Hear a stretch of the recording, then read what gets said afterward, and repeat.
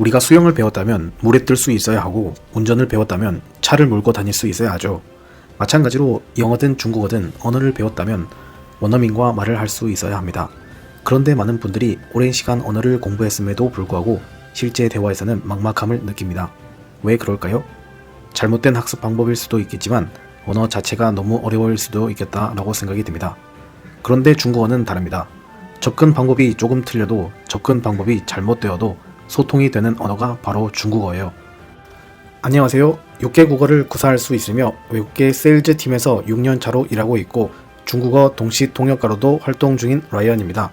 오늘 영상에서는 중국어가 왜 다른 언어에 비해서 쉬운지 그 오해와 진실 그리고 학습 방법까지 한방에 정리해 드리도록 하겠습니다. 끝까지 함께 시청해 주세요. 중국어가 쉬운 첫 번째 이유, 쉬운 문법 구조 어순입니다. 대1원칙만 기억하시면 됩니다. 중국어의 모든 문장은 시간 순서대로 말한다입니다.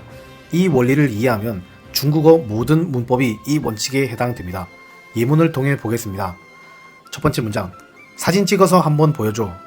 문법적인 거 주어, 동사, 목적어, 부사 이런 거 생각하지 마시고 시간 순서대로 배열하면 됩니다. 즉, 사진을 먼저 찍는 것이 먼저고 그 다음에 보여줄 수가 있죠. 그렇기 때문에 你拍给我看吧 이런 식으로 씁니다. 두 번째 문장 보겠습니다. 다 먹고 말해. 여기도 마찬가지로 문법 생각하지 말고 시간 순서대로 생각을 하면 됩니다. 먹는 것이 먼저고 그 동작이 완료가 돼야지 말을 할 수 있죠. 그렇기 때문에 吃完再说吧 이런 식으로 표현합니다. 세 번째 문장, 나는 버스 타고 학교에 간다. 시간 순서대로 봤을 때 버스를 타는 것이 먼저가 되고 그 다음에 학교를 가는 것이죠. 그렇기 때문에 我坐巴士去学校 이렇게 사용합니다.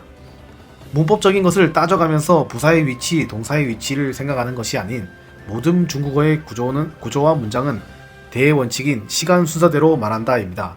중국어의 모든 문법은 대1원칙에 녹아있고 영어, 일본어 문법의 10분의 1도 되지 않습니다. 중국어가 의외로 쉬운 두 번째 이유는 바로 한자입니다. 에? 한자가 쉬워요? 자연스러운 반응입니다. 그런데 우리는 이미 한자 문화권에 살고 있는 한국인이기 때문입니다. 특히 한국어와 중국어는 언어적 유사성이 매우 크기 때문에 초등학교 때 배운 이미 알고 있는 아래의 기초 한자 30개만으로도 약 500개의 단어를 만들어낼 수 있습니다. 지금 간단한 예시를 보여드리겠습니다.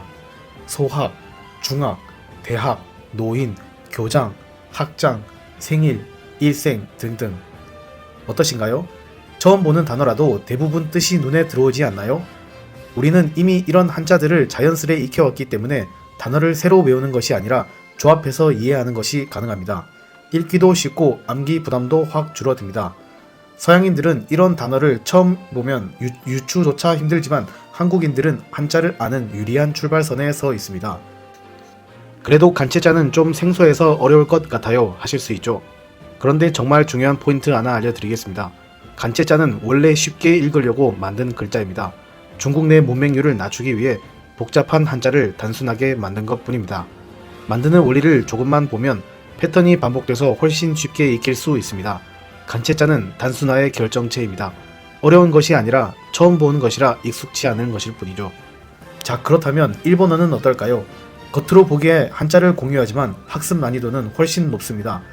하나의 단어에 훈독, 음독을 따로 외워야 되고 예외도 많습니다.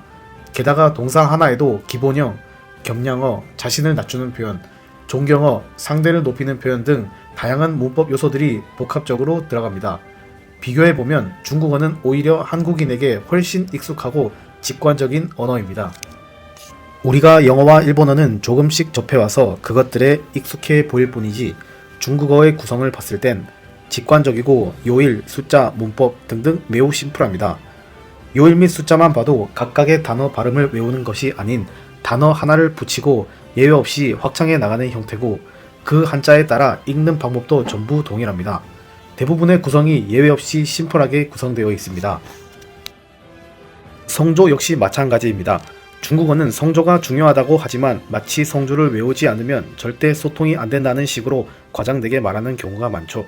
하지만 실제로는 전혀 그렇지 않습니다. 언어는 단 하나만 뚝 떨어져서 쓰이는 것이 아니라 상황과 문맥 속에서 자연스럽게 사용됩니다. 우리가 성조를 조금 틀렸다고 해서 상대가 오해하거나 못 알아듣는 경우는 거의 없습니다. 아니 100% 문맥으로 다 이해됩니다. 예를 들어서 教师 교사, 教室 교실 이라는 성조가 다른 두 단어가 있습니다. 我是教师 라고 했을 때 아무도 나는 교실입니다 라고 오해하지 않죠. 睡觉 잠자다, 水饺 물만두. 예를 들어 他从9点开始睡觉 라고 해서 아무도 그는 9시부터 물만두다 라고 이해하는 사람은 없습니다. 이처럼 성조를 조금 틀리게 말해도 중국어는 문맥 속에서 자연스럽게 이해되는 언어입니다. 오히려 처음부터 완벽한 성조에 집착하면 말문이 막힐 수 있습니다. 그렇기 때문에 툭툭 던지듯이 이야기하면 됩니다. 我是教师他从9点开始睡觉 중요한 건 성조보다 의사 전달력과 자신감입니다.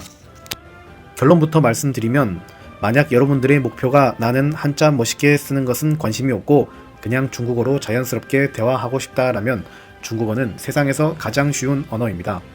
이건 제 자랑이 아니라 저와 함께 공부하셨던 수강생들의 성과가 그대로 증명해 줍니다. 중국어는 어순이 매우 간단하여 시간 순서대로 말하는 감각만 익히면 문장 만들기 어렵지 않아요. 게다가 한국인이 이미 아는 한자만 활용해도 단어 확장은 자연스럽게 됩니다. 성조요? 물론 있기는 하지만 처음부터 성조에 너무 얽매이지 않아도 괜찮습니다. 의사소통에 전혀 지장이 없어요. 중요한 건 자신감 있게 말해보는 것입니다. 저는 여러분들의 학습 파트너이자 함께 길을 걸어가는 중국어 친구가 되고 싶습니다. 중국어 공부하면서 생기는 어떤 궁금증이든 AI에게 말고 저에게 직접 물어보세요. 제가 하나하나 직접 친절하게 답변 드리겠습니다. 그래서 오픈 채팅방도 열어두었습니다.